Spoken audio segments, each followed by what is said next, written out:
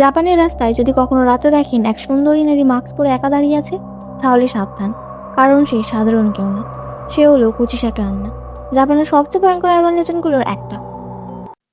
শোনা যায় সে হঠাৎ করে আপনার সামনে এসে দাঁড়ায় আর খুব শান্তভাবে একদম স্বাভাবিক গলায় আপনাকে একটা প্রশ্ন করে, আমি কি সুন্দর?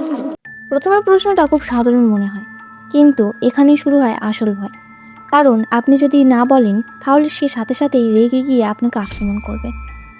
কিন্তু যদি হ্যাঁ বলেন, তাহলে সে ধীরে ধীরে তার মুখের মাস্ক খুলবে, আর তখনই দেখা যাবে তার আসল মুখ, তার ঠোঁট কান পর্যন্ত কাটা, যেন একটা বিকৃত ছেঁড়া হাসি। আর সেই অবস্থায় সে আবার একই প্রশ্ন করে, এখনো কি আমি সুন্দর? এই জায়গাটায় কোনো সঠিক উত্তর নেই। আপনি না বললেও বিপদ, হ্যাঁ বললেও রক্ষা নেই। অনেক গল্পে বলা হয় সে তখন আপনার মুখও নিজের মতো করে কেটে দেয়, যেন আপনি তার মতোই হয়ে যান, আর এভাবেই তার অভিশাপ ছড়িয়ে পড়ে।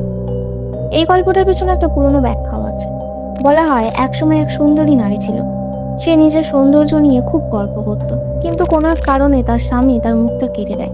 আর সেই থেকেই সে প্রতিশোধের জন্য ফিরে এসেছে মানুষের কাছে একই প্রশ্ন নিয়ে, আমি কি সুন্দর?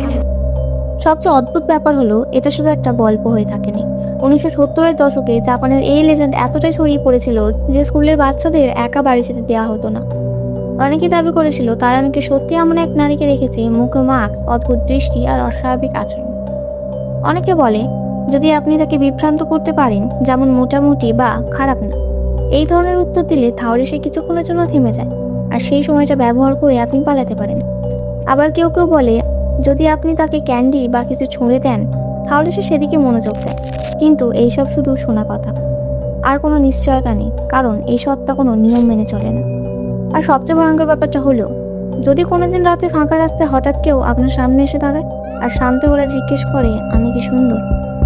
তখন আপনি কি বলবেন?